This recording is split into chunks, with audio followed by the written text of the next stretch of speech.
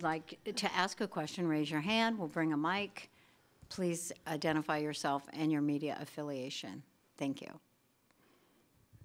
No opening statement. So John Finneran, Associated Press. We heard from Susie that there was a secret, double secret probation kind of scrimmage in October between your two teams, and wonder if you could comment a little bit about that and also what you took from that going into the season.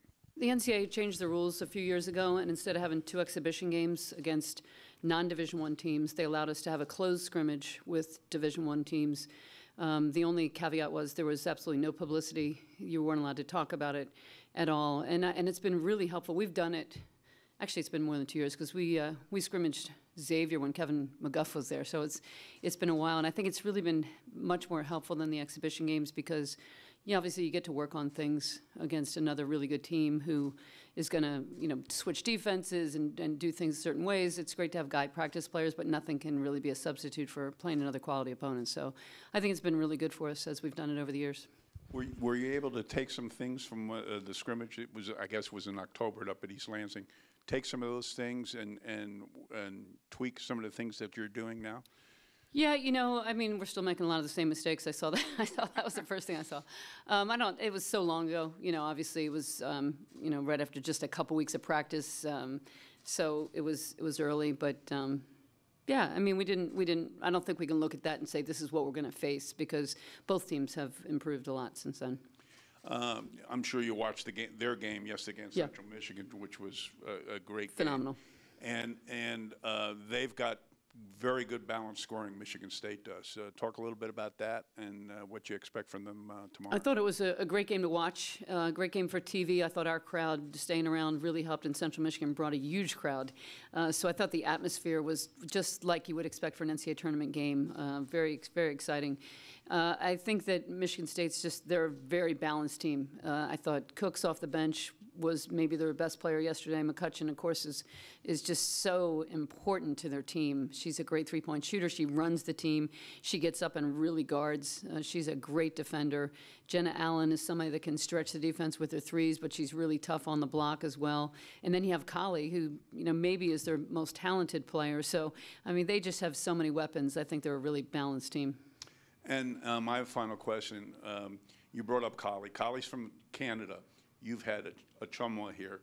A lot of teams are now going into Canada to recruit. Why is that? How long has that been going on? Doug Feinberg asked me to ask this question. I guess it goes back to Stacey Dales. What do you remember about, and why are Canadian players so popular now? Well, I think that Canada basketball has improved tremendously over the past years. We never looked at anyone until Natalie Achamwa. I think that there's been some really good players that have come out. I know Marquette had one.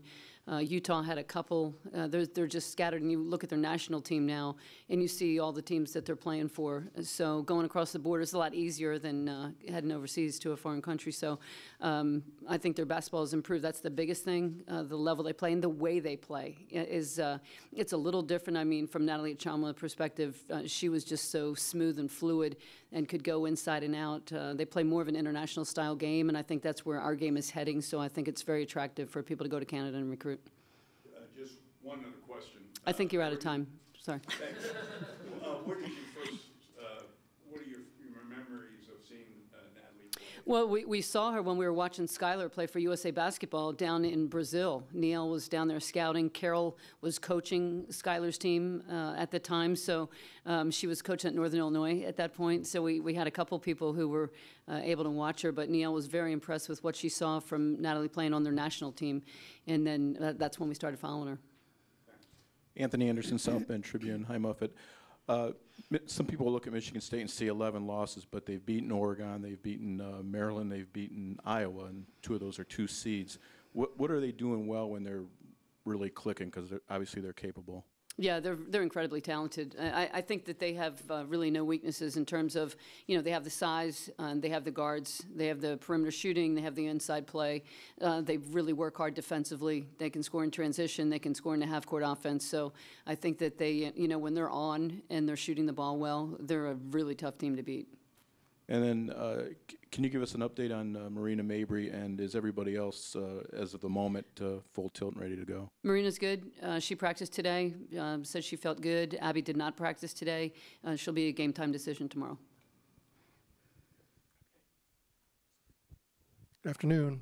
Lou Simoji, BlownGold.com. Michaela, it seemed early in the year when she had that brace, it looked extremely cumbersome. And I don't know what went behind the decision. She's now got more of the sleeve there. Has that improved her overall fluidity? Because she just seems to be a little bit more aggressive. Yeah, and you know, she came back quick. I mean, she had surgery in December, you know, just before Christmas. So it wasn't even quite a year, and she was already back playing. But I think mentally, it's a hurdle that you have to get over. You know, you have to trust your body again, and that really took some time. I think taking the brace off kind of helped that a little bit. But she still was not quite the same. You know, I think she had some really good moments, but she wasn't back really 100%. And I thought yesterday was really the best game she's had all year. I mean, she's had some pretty good games, but that one, and she's had some great minutes. I know she played well in our Louisville game here. She's come in and played good minutes in other games, but that was the most extended minutes that she's played, and she played very well. Many times in NCAA tournament play, teams shorten their bench. How do you balance that? Last year, you had to even go to Caitlin Cole for the second game in the second round game.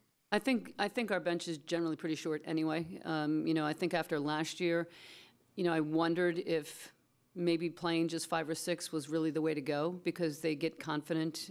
They don't have to look at the bench if they make a mistake.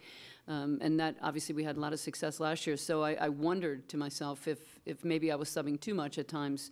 But I think it's great to have, especially in the post. You know, we have a lot of fouls that we can afford in the post. Our problem is still at the guard spot.